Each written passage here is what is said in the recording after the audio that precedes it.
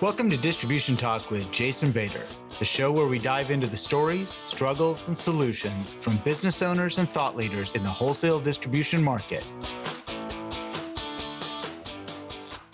Hey, podcast listeners. In this episode, I caught up with Terrence Metz, Managing Director of MG Rush Facilitation Training and Coaching. A few years ago, I had the pleasure of attending one of Terrence's open workshops. I was blown away at his depth of knowledge on the subject of meeting facilitation. Meeting facilitation is not about standing up in front of a room and calling on people. There are so many techniques to help guide a group to a meaningful conclusion. I enjoyed the opportunity to revisit these topics, and I hope our conversation provides some useful tips to make your meetings more productive. All right, Terrence, welcome to Distribution Talk. I truly appreciate you coming on the show. Hi, Jason. Thanks for the opportunity. As you know, with Distribution Talk, I love to find out a little bit about how you got involved with, meetings and helping people with better preparation, but also better delivery of meetings and how to make them more effective. So if you could give me a little history lesson, that'd be fantastic. Well, we'll go brief on the history so we can focus on what they can do. But we learned as consultants that facilitating an answer was far more effective than telling people what the answer was. Even if we had perhaps a more elaborate type of solution, it was never as well owned and adjusted. And therefore, we, about 20 years ago, decided to become a facilitative type of consulting firm rather than an answer firm. One could, in fact, argue the most value added by consultants is not telling clients what the answer is, but rather getting clients to focus on what the question is. And in our world, not just the question, but the many questions that are part of that, where Y is a function of lots of X's, and then knowing how to sequence those questions because they need to be answered properly. But with that said, it became far more effective to facilitate planning, analysis, and design sessions than it did to come in and give people answers. So that's the reason for the history of the firm to be a facilitative leader. So I spent some time with you and tried to learn how to make that transition. And I found it to be extremely difficult being an answer giver for a very long time. I mean, it was a really difficult set of shoes to put on. And I recall originally you talking about that you have to become the traffic cop. You are not the answer giver. You are the traffic cop, and you have to really learn to step out of that. So going from someone who spent time in the consulting side and transitioning into this, was that a difficult transition? So it was not for yours truly, but for others it can be. Quickly, I learned that there's more than one right answer. And this issue of wanting to step in with the answer is largely dictated by ego. And once you've done this a few times, you develop enough scar tissue, you realize that you don't want any more pain, that it's best to stand back and allow people to speak. In fact, meetings are far more effective when the client is speaking more than the consultant. Let's put it that way. You can almost prove that with a graph. But nevertheless, this idea of understanding that there's more than one right answer, and therefore becoming a discoverer and seeking for that group of people, given their background and constraints, what is the best answer for them? It's not what you have to be the best answer, but rather what is the best answer for this group of people in this situation. To do that, you got to discover, you have to find out. Did you ever get pushback early on from clients saying, well, can you just give us an answer? Give us your opinion. Well, so early on, absolutely. And of course, you know what one would do as a neophyte? They would start giving the answer. Right, exactly. I know this. And then in reflection, you go, where do things start to fall apart? Well, they started to fall apart when I started opining. So you quickly learn, even if you know stuff, put it in the form of a question. Hey, have you considered this? Have you looked at this? Did you ever try this way? And get them to wear the shoes where you're coming from. So again, you've heard the expression, I don't want to kill it, but it's far better to teach them to fish than to give them the fish. Right. So the traffic cop and some of the techniques. Now, were these things that you built over time, the different techniques that you teach actually currently in your classes? Was this things that you just built on your own? How did that come about? Well, there's a synergy certainly where we started with a body of knowledge, but that body of knowledge was very biased towards what's called the information systems world, really coming out of IBM, where they developed a method for managing complex issues. And my forte or interest really was in building consensus around complex decisions. So over time, you learn, but what we did with that body of knowledge was basically to reformat it and to jump ahead. I want you to know that probably 2 to 3 times a week, I am updating our core curriculum. Oh, So okay. this learning process is far from over. Gotcha. When we started, in fact, what were called soft skills are now predominantly referred to as servant skills. Oh, very good. Yeah. Okay. What That makes some what I sense. knew from my years at Honeywell was called TQM, Total Quality Management, and that became Six Sigma and then Lean Sigma. Right, right. And so the terms du jour are constantly changing, and it's important to refresh based on that.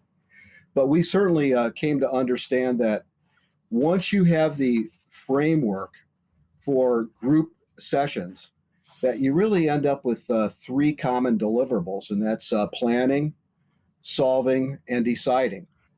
And so the awareness of that has led to a lot of development in terms of what are the appropriate tools, methods, agendas, et cetera, given certain situations that are most effective for planning, for deciding, and for problem solving. And Hmm. there's certainly a metamorphosis of that, right? There's still improvements being made over time.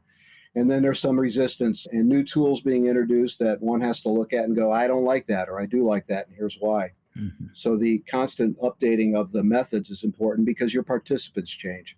And the way people think today is certainly different than when you had a room full of baby boomers. Absolutely. Oh, yeah. I think you're right. Generational differences. One of my favorite topics out there is generational differences. And so, yes, I would imagine with the diversity of your workforce today and diversity of these gatherings, that yes, the rules are going to be a little different and the way that we are going to interact is a little bit different. So now, if you apply that in what we do, certain things stay constant and certain things change. So let's look at the world of making simple decisions, consensual decisions. Sure. There are still three main buckets that are always required, regardless of what tools or approach you use. You have to have consensus around purpose and why you're doing this in the first place. Hmm. You have to have some options, because if there's no options, there's no need to have a decisions made for you. But once there are options, you have to have decision criteria.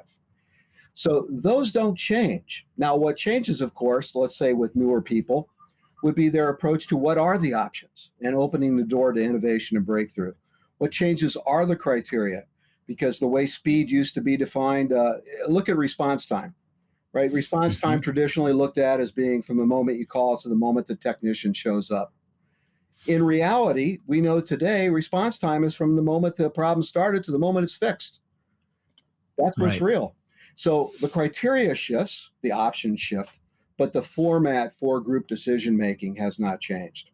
Gotcha. You mentioned consensus, and I think if I recall correctly, you have a simple definition for consensus. People tend to believe that everybody has to agree what consensus is, and I don't think that's the case. Well, now I'll adjust your rhetoric and disagree with you in that, yes, everybody has to agree. Okay. Don't have to agree. It's their favorite. Gotcha. Okay. They have I'm to with you. agree the resolution is robust enough that they will personally support it, that they will not thwart it and try to unravel it. It may not be their favorite, however. They have to agree that when they get home tonight, they're not going to lose any sleep over it. They're not going to Right. toss and turn. So that Right. consensus is basically, can you support it? And will you lose any sleep over it so that we can get on with our lives? And I think that's an important thing to get to. I mean, there will be people that will dig their heels in the sand and fight, fight, fight, fight. But eventually, you're going to have to come to consensus if you're going to get anything done. Now, here's the tough part. You don't build consensus around what people think. You build consensus around why they think it. You don't build consensus around symptoms. You build consensus around the causes. Okay. You could never get two people to agree, maybe, that are eating a bowl of curry and one person thinks it's spicy and the other does not. You can't get them to agree on whether it's spicy or not because both realities exist. But the underlying cause of spice is a unit called Scoville units. And Right. what we could get them to agree to is that it's 1,400 Scoville units. But notice, people don't think Scoville units, they think spice. Sure. So Sure. it takes that challenge to unveil the underlying cause, which is actually where consensus gets built. We call it the Okay. rationale, but it's really the why behind the what. We heard what you said. Why did you say it? Recently I started looking through some of the articles that you've put on LinkedIn, and one really stood out to me was the 8 meeting killers. It's one of those practical pieces of advice that just hits people between the eyes. Could we talk about that for a moment? Easily, because the first one is about preparing participants in advance, and that's pretty simple. That's culture. It's the expectation that when you walk in this room, you don't ask what this is all about. If you don't know what this is all about, you shouldn't walk into this room. Right. I even know of one CEO that if he caught his participants reading the pre-read during the meeting, he would kick them out because it demonstrated a lack of preparation. Right. Absolutely. No, and I think that's so interesting how many people will enter a meeting and there is a complete lack of preparation. Maybe people have an inkling of what we're going to be talking about, but there is nothing, there's no pre read, there's nothing ahead of time. And that time is so expensive. When you start assembling 8, 10 people in a room, your burn rate is, 20, 30, $40 a minute. Right. So that is something to be avoided. Now, speaking of time, the second meeting killer, in fact, is punctuality. Right. Now, the main reason Right. people show up late anymore is back-to-backs. So we would strongly encourage 50-minute meetings. Don't start on the hour, start at 5 after. You want to allow time for people to go to the bathroom, grab a cup of coffee, etc. And likewise, Right. shut down at 5 till. So there's that 10-minute transition time built into the culture. We have learned from experience, other cultures played around with that and discovered 15 minutes was too much because people would actually suck up blocks of time that were 15 minutes, but usually they let go of 10 minutes. And that 10 Mm-hmm. minutes is just right to segue from one meeting to another. But please keep in mind, whether you start at 5 after or not, do not start late because it is inappropriate to penalize people who are on time to wait for people who are not.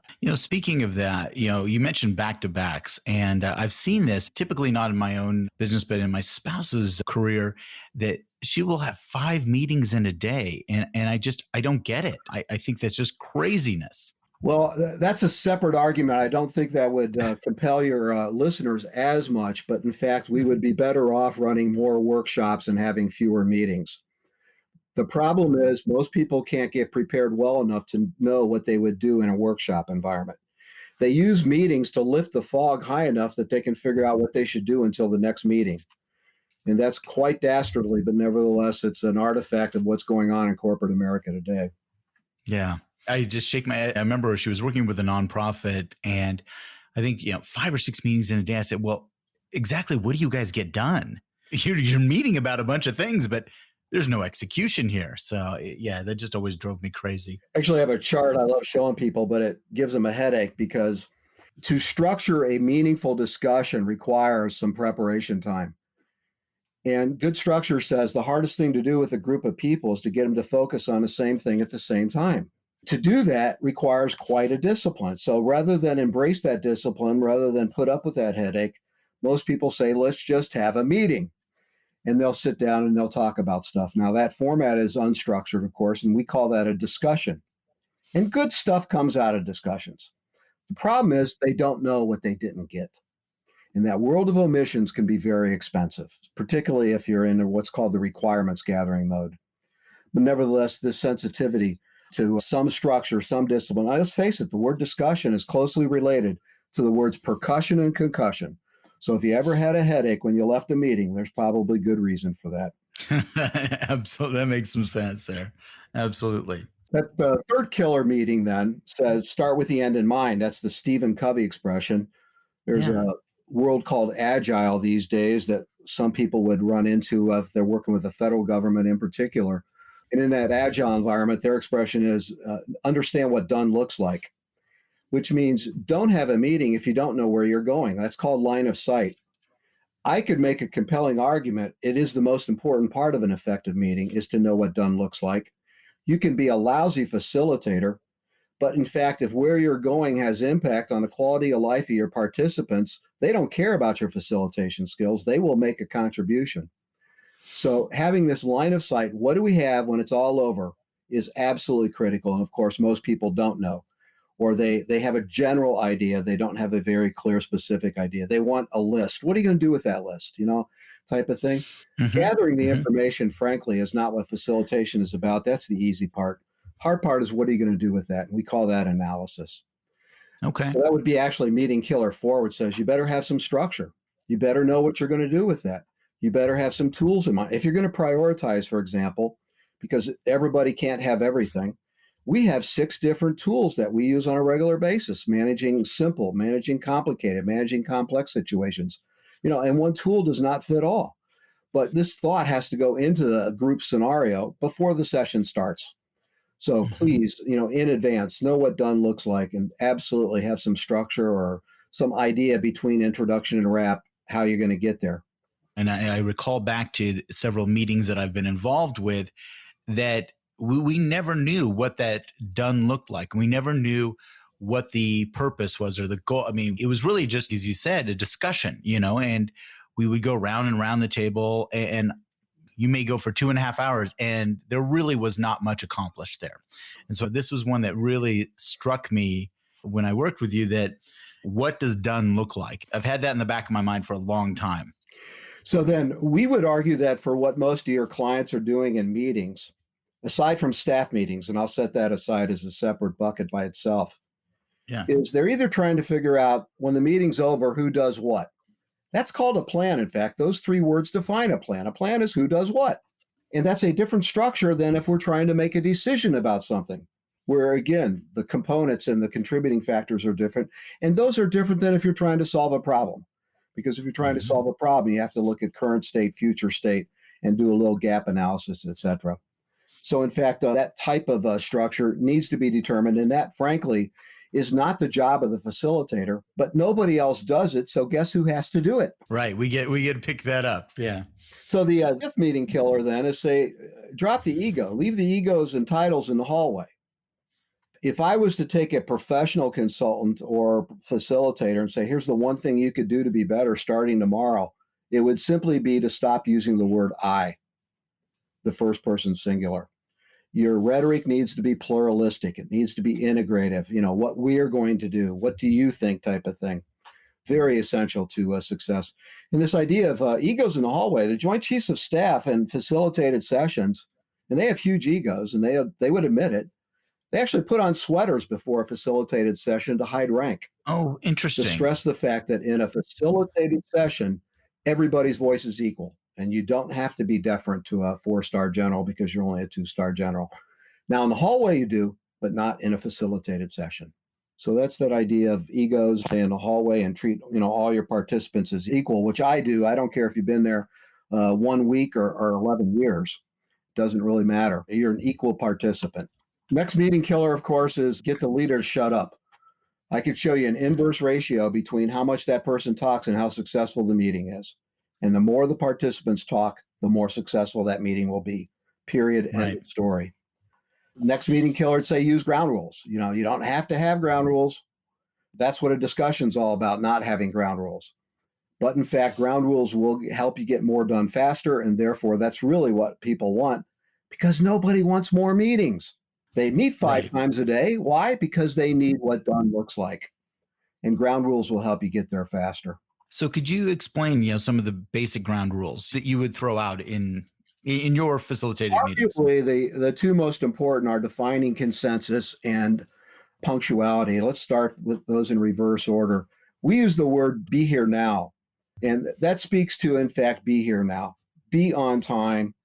Please put your laptops down. Your intelligence quotient drops tremendously if you think you're multitasking. Stay off the text messages. Put your phone away. Put it in a silent mode. If you can't get people to do that, take a 5-minute break every 20 minutes so we all do it at the same time. But let's stay focused to the extent possible. Be here now. The next one says silence or absence is agreement. And I have a lot of pushback on this, particularly with one of the international associations that says you can't take somebody's silence to be agreement.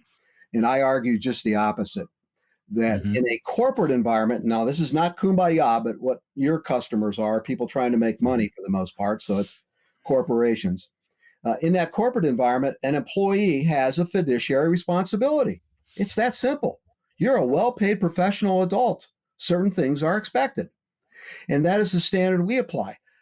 Fortune 500 companies understand this. In fact, they would say that if you have content to bear on the subject and you don't bring it up, you have violated your fiduciary responsibility. In other words, a meeting should not be viewed as an Right. opportunity to speak. A meeting is a form and an obligation to speak. And so by laying that sense out there, this is an obligation, not an opportunity. We are saying your silence is implying agreement because we don't have time to get an audible on each and everything we do in a meeting. Therefore, if you've got an objection, it's your responsibility to speak up. It's not my responsibility to reach down your throat and pull it out of you. Yeah, and I think that sometimes we feel like we have that obligation. I know that that's something that as a facilitator or just simply in a teaching environment that we tend to feel obligated to break the silent one and get them to talk. But I think if you set expectations ahead of time, it sounds to me like that's a ground rule that people should understand prior to coming into that environment. Yeah, plus those are two separate issues actually, because you can have somebody dominant that goes quiet on you, right, and drops out, versus somebody who's somewhat docile and introverted. You're not going to convert the personality of somebody like that. But what you can do is embrace some different activities, such as breakout sessions, where those people become conversational and you do secure their input in a safe environment. But our job is to protect the people in the room. It is not to squeeze information out of them. And therefore, I understand the practical nature. If we reach an inflection point, a true decision, it may be appropriate to get an audible. Let's just take a simple example. Maybe we're making a decision about a retirement gift for somebody. Once we agree that we're going to get this person some digital binoculars because they love bird watching, maybe I do want an audible. But to get to that point, we may have deleted a bunch of suboptimal gift ideas, trip to Tahiti and stuff like that. We don't have time to get an audible every time we get rid of a suboptimal idea. Your silence is implying you can support that. You're not going to lose any sleep over it. And that's it's definitely an interesting point. The two people that you mentioned, the dominant person who may have gone quiet or that person that's introverted, let's start with the dominant one. And maybe they're not being silent. How do you deal with someone like that who just has to get their voice out? They are ego driven. They want to take all the air out of the room. How do you work with somebody like that? I'll give you an example. We had a 2-day workshop with J.D. Powers. They're a firm out of Michigan that focuses on quality. And there was a clear dominator in that session. We also knew in advance that there were 37 questions that we hope to address in that 2-day workshop. Well, this type of person is going to have an opinion on all 37, correct? Right, absolutely. Okay with that. I wish everybody in that room had an opinion on all 37. What you have to do with that person is A, prevent them from repeating themselves, and B, make sure that they are answering the question and don't go out of scope. Now, that's called scope creep, and I imagine you've heard the term. Oh, yeah, absolutely. I run projects and programs that understand it clearly because it's a number one killer. Well, guess what? Scope creep begins in meetings. Right, absolutely. For most people, of course, is that they are asking their questions too broad because they're not well prepared. They're asking, for example, what could we do to solve global hunger? And when you ask a question that broad, a person can talk about anything, including genetically modifying food, right? Right. If you have good, sharp questions, if you know that your deliverable or your whatever you're building is a function of lots of other things, and I ask a question like, well, what could we do to improve food storage capacity in Somalia? Well, that dominant person is not free to speak about anything they want. We get their ideas on food storage, silo, abandoned cave, et cetera, and move on.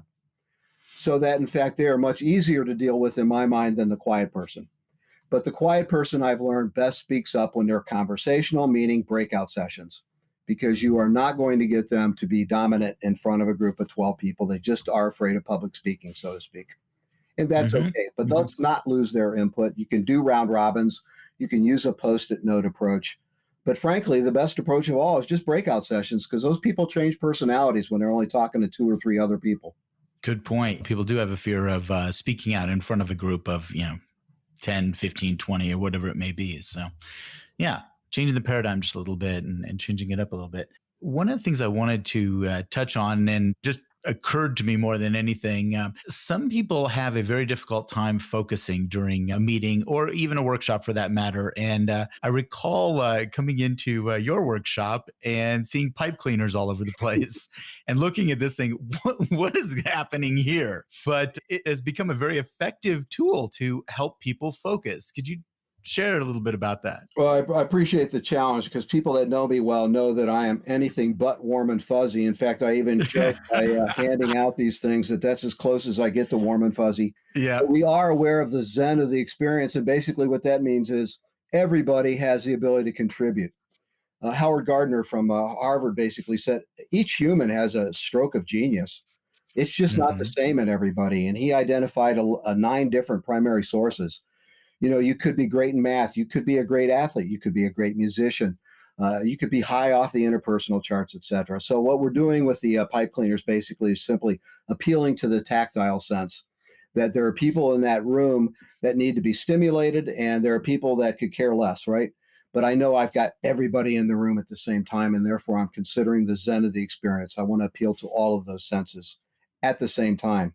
Because, in fact, the hardest thing to do with that group of people is to get them to focus on the same thing at the same time. And we know that people that doodle or people that are fidgeting with pipe cleaners don't do that to distract themselves. They do that because it makes it easier for them to stay focused. Yeah, and I think that is a misunderstanding sometimes when people doodle or doing something like that, there's several people that is necessary for them to focus. I was frankly very shocked because that's just something that I've never really been. I've never really been a doodler or a tactile person. But looking at my cohort next to me at Talbot building the Fred Flintstone car next to me there, which I did take a picture and I shame him about as many times as humanly possible. But yeah, seeing him do those types of things and seeing other people in the room, build these very creative things that didn't mean that they were not listening and they were not participating. It's just that that's how they focus. That was kind of a light bulb moment for me, actually, during that session. It's a bit off topic, but to me, it's part of the beauty of living in the 21st century and living today, if you will, that the younger people today are far more accepting of diversity, of the fact that people are not all alike. Well, I think, again, as you become a better facilitator, you do start to understand that a little bit better and recognize that is just becoming part of your, I don't want to say bag of tricks, but part of who you are as a facilitator. Well, look at it this way. Harvard, others have pretty much proven the key driver of profit is innovation. Mm-hmm. And so everybody's, wanting to innovate. Well, there's a lot of ways one can go about that, but I can tell you what the opposite of innovation is quite simply. And the opposite of innovation is to clone yourself. So you can see if you're getting your same old answer, you're cloning yourself, and that's the opposite of where you'd like to be, then what should you be doing? And the answer is stir it up. Yep. Find others that do not have the same background opinion, the whole thing. And in your world, in a practical note, I would encourage, don't hesitate to bring in customers that have fired you. Oh, yeah. Bring in employees that left. Really kind of stir it up with what hopefully is more of an evidence-based approach more than a feeling approach, because those people usually decide based on facts, not based on feelings. Yeah, absolutely. No, it makes a ton of sense. I know we went through the 8 meeting killers, but now let's go kind of more towards what are some of the simple things that they can do to have more effective meetings going forward?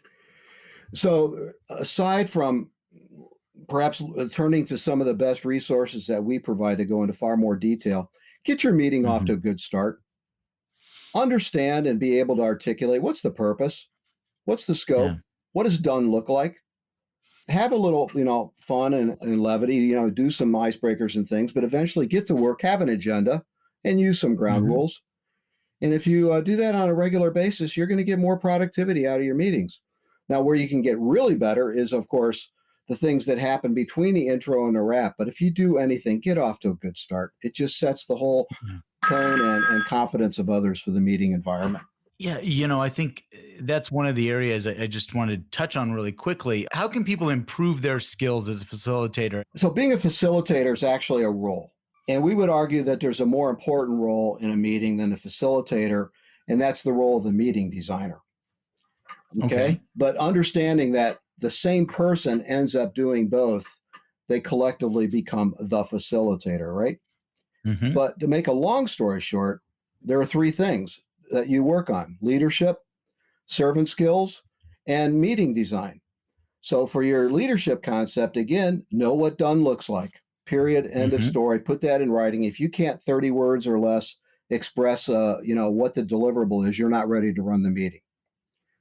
2 says, embrace the servant skills of the world. Be facilitative in your manner and style. Ask questions. Don't be command control, etc. Use active listening. Be ready to challenge. Seek understanding rather than trying to be understood. And frankly, most people are pretty good at that. So why do they still come to our curriculum is actually for the third component, which is meeting design. Because it may be they understand the deliverable, they understand servant skills, they just don't know how. And meeting design is how do we get from intro to wrap? And that takes study and experience, and there is no simple solution there. But in fact, there are certain prototypes. There's prototypes for decision making. There's prototypes for problem solving. There's prototypes for planning. A great example would be decision making. We use the example in class because it's somewhat humorous of buying new underwear.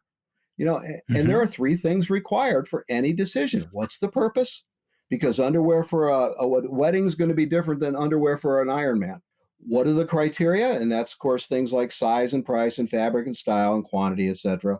And then where are the options? And that's what you find in Target or Walmart or Kohl's on the shelf, right? 8 feet of options. Right. But what people don't understand is you should not prioritize your options. You prioritize your criteria. Gotcha. Because in fact, if everything was right, fabric, style, but it's the wrong size, guess what? Size is more important. Okay? But people don't discreetly separate their criteria from their options, nor do they typically prioritize their criteria. Now, you don't know that. You're never taught that, and it doesn't come intuitive. Therefore, if you want to get really better with your method and your meeting design, you either take a class or do some studies or practice, but nevertheless, it's not going to be intuitive, particularly when we get to far more complicated situations. Before I let you go, one more thing just kind of occurred to me. And as we are moving to, at least for the time being, of less contact and less face-to-face meetings, how does online facilitation differ? And what are the different skill sets that we need to employ as we are trying to conduct these, really uncharted water for a lot of people? How do we work with our teams in a Zoom environment or whatever medium you choose? Well, here's what's scary is that the online or virtual world is shifting how things get done, but it is not shifting what gets done. But since most people are not clear about what is required, they focus on the how rather than the what. And get caught up in the technology of things, the Internet of Things, right? Absolutely. From my perspective, I don't care if you use paper, if you use a monitor, et cetera. You're just changing how things get done. Do you know what you have to do? Do you know what questions need to be asked? Do you know what the proper sequence of those questions is? Then you're simply adapting to whatever you have at your disposal, whether it's an easel with paper or whether it's Zoom or Slack or whatever. Now, in that environment, clearly there are some different challenges, but the challenges there are usually we lose information. You don't communicate as much over copper as you do face-to-face. So people need to allow more time for these types of meetings. They're not going to get as much stuff done in 60 minutes or 50 minutes. More importantly, we would also encourage that, and this may not be a challenge today, but don't have this hybrid situation where you have 3 or 4 people gathered face to face and 3 or 4 people dialing in, because those people dialing in get treated as remote participants. They never get treated as equal. If we made any suggestion at all, it would be if you're subjecting yourself to that environment, make sure you call on the remote people first. Don't call on them last and string them on at the end. But the Agile world has a good rule for this, and it's called all or none. So if you're going to have people dialing in, make everybody dial in, even if one person is up on the 3rd floor, so that you're managing everybody in equal manner. Oh, that makes a lot of sense. Absolutely. Absolutely. Well, my friend, we have kind of come up to our time limit here. Is there any final words of wisdom you'd like to share, and how can people get a hold of you if you choose to be gotten a hold of? That's your option, of course. I wanted to just mention quickly about staff meeting, because so many people have regularly held staff meetings. And there are what's called a daily stand-up in the Agile world, which is kind of cool. Because, in fact, people don't sit down at this meeting, they stand up. And it is contained to 15 minutes. And it can be a group of 12 people, but what each person does in a report out session is they answer 3 questions. What have I got done since the last time we met? What's my number one priority right now? And what kind of impediments or challenges am I facing that the rest of you might be able to help me out with? And as soon as that's done, you move on to the next person. the next person, the next person. And by making them stand, it forces them to speak as to what they're doing, not how they're doing it. Because frankly, I don't care how you're doing it. I need to know what you're doing, type of thing, right? Right. So the meeting goes much quicker. As soon as you sit down and allow an hour for that meeting, it's going to last an hour. Yep. But if you want an effective staff meeting, make sure everybody addresses those 3 questions. Where have I been? Where am I? And where am I going? Yeah, I remember my former mentor used to say, if you ever want faster meetings, take away the chairs. Yeah, that's it. Yeah, right there. We're easy to contact, mgrush.com. There is a kind of a hidden tab there, though. It's called Best Practices. And if you go there, you will find, for example, the article you referred to, the 8 meeting killers. You'll actually find the entire curriculum. There's over 400 articles posted there, half of which are various tools for things like prioritizing, Powerball, scorecard approach, quantitative SWOT analysis, et cetera, et cetera. So to get access to any of that, we're readily available at mgrush.com, including myself and my personal email address. And or if you're just looking for the information, we make that readily available to the public as well through the Best Practices site. Perfect. Well, we'll definitely link all of that in the show notes. And Terrence, fantastic catching up with you again, man. This is great. Too. It's been a couple of years, so now I'd love to see your articles, but it's much more interesting talking to you, through the airwaves here. Well, don't hesitate to join back sometime. Absolutely. All right, my friend. Well, thanks again for taking the time. I really appreciate it. Thanks for the opportunity, Jason, and to your customers and friends and listeners as well. Thank you for listening. If you liked what you heard, consider hitting that subscribe button. Links to sponsors, products, and services mentioned during this episode can be found in the show description area on your podcast application or at www.distributiontalk.com. Distribution Talk is edited and mixed by Andrea Klunder and Edwin Ruiz at the Creative Imposter Studios. This episode was brought to you by my company, The Distribution Team. We are a consulting services firm dedicated to helping wholesale distribution clients remove barriers to profitability, generate wealth, and achieve personal goals. To learn more about how we can help your company succeed, check us out at www.thedistributionteam.com.